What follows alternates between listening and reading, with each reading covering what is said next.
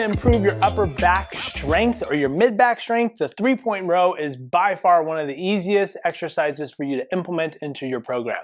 Now, there's a few different elements of the 3-point row that we'd like to highlight based on maybe certain things that we might be working on, and we're going to try to address each one of those here as we go to just highlight if you feel like you need more of this, then you do it this way, or vice versa. Now, one of the most important things with the 3-point row that we like to talk about is the anchor point, right? So the reason why it's called 3-point row, I got 2 points of contact with my feet and then a 3rd point of contact with my hand here, okay? So this allows me to be a little bit more stable as opposed to being freestanding, which is gonna put a little bit more, not bad, but more strain and pressure on the lower back. So here, this allows me to be more stabilized, which might allow me to get heavier.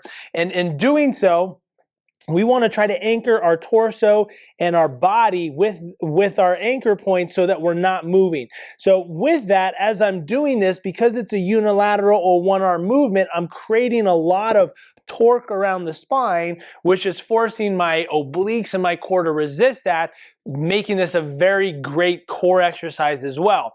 So the heavier I go, the harder it's going to be for me to resist that weight pulling me down, which again is going to work that system really well. Okay.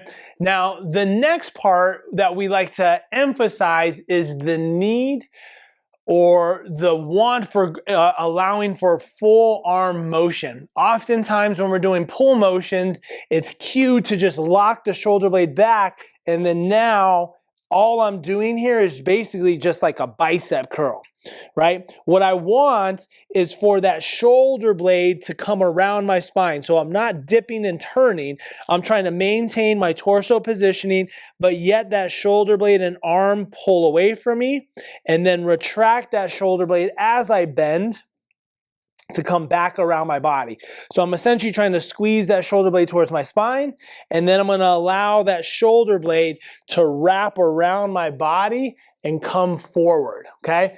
This allows for better shoulder blade movement, better dynamic shoulder blade control, which is critical for shoulder pain and shoulder function, but to also help alleviate a lot of mid-back tightness, because many of us through posture, we're simply thinking we need to lock our shoulder blades back all the time, and we actually have a reduction of shoulder blade motion, which leads to impingement syndrome and a whole bunch of things if we don't have that. So this is a very important cue to ensure that we're getting really great range of motion out of our shoulder blade.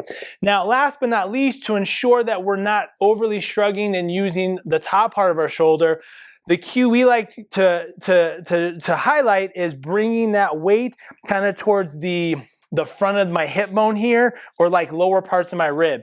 If I'm rowing and I'm coming up high, I'm more likely to shrug and that upper trap motion in. So we're going to get a little bit more of that mid to lower back through the traps by creating a little bit of like a seesaw row here. Now, it's not critical that you need to do this, but I like just utilizing this cue to ensure that we're not just shrugging up like this. Now, what helps with that is creating a good tabletop position. The more upright I am, if I have a higher box, this is going to be a shrug.